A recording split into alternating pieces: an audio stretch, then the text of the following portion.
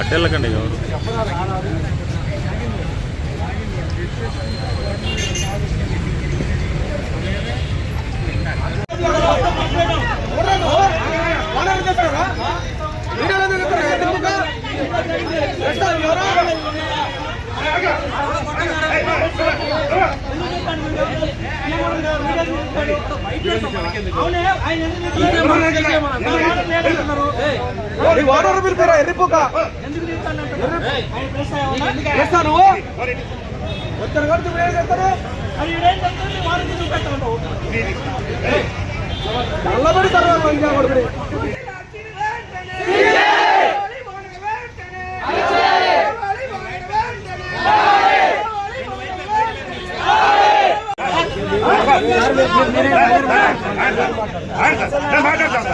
మాట వదలొద్దు.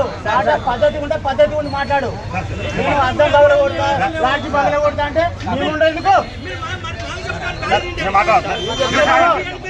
నీ ముందే అందరితో మాట్లాడినా, నేను లాడ్జితో మాట్లాడినా, ఏడీతో మాట్లాడినా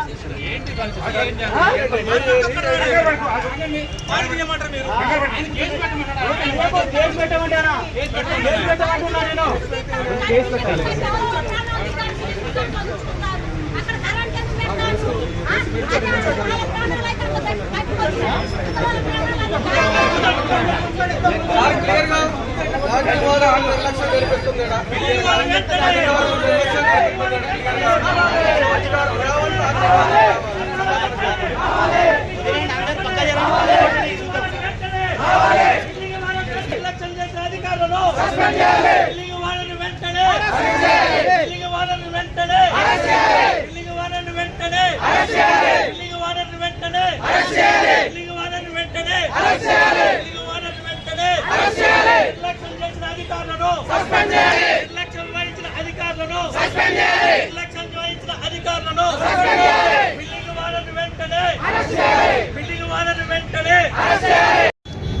ఈరోజు భద్రాచలంలో జరిగినటువంటి ఘటన చాలా విషాదకరమైన ఘటన.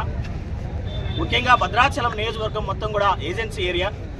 ఇక్కడ నో అబ్జెక్షన్ సర్టిఫికేట్ అంటే ఎన్ఓసి లేకోకుండా ఏ ఒక్క డిపార్ట్మెంట్ నుంచి కూడా ఏది కూడా నిర్మాణం చేయకూడదని చెప్పేసి కూడా ఇక్కడ ఉన్నటువంటి రెవెన్యూ అధికారులు కానీ, అట్లాగే గ్రామ పంచాయతీ అధికారులు కానీ, ఆర్ఎన్బి రోడ్డు కానీ, అట్లాగే దీనికి సంబంధించినటువంటి ప్రతి డిపార్ట్మెంట్ ఖచ్చితంగా ఎన్ఓసి కావాల్సినటువంటి అవసరం ఉంది.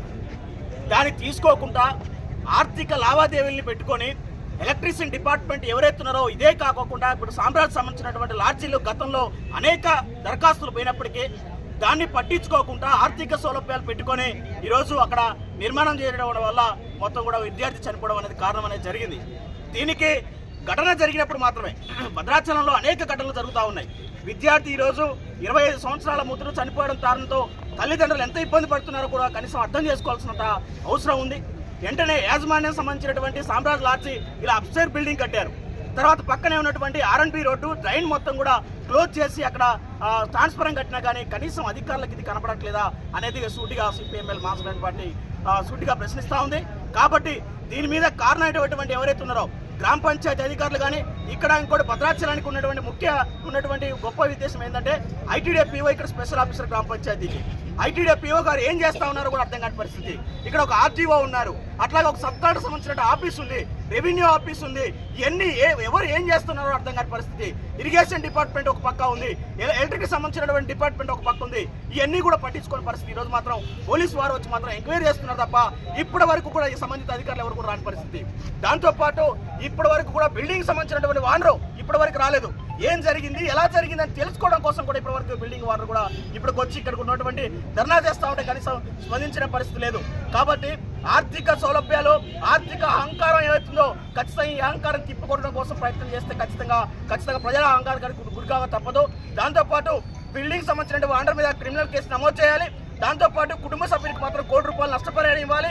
దాంతోపాటు ఎలక్షన్ డిపార్ట్మెంట్ ఎవరైతున్నారో అక్రమంగా నిర్మిస్తున్నటువంటి వాళ్ళకి ఏదైతుందో ఆర్థిక సౌలభ్యాలు ఎవరైతే పెట్టుకుంటారో వాళ్ళ మీద చర్యలు తీసుకోవాలి, సస్పెండ్ చేయాలి. అట్లాగే సిబిఎస్ఈ సంబంధించినటువంటి వెంటనే వేసి విచారణ జరిపించాలని చెప్పేసిందిగా సిపిఎంఎల్ మాస్ పార్టీ డిమాండ్ చేస్తూ ఉంది.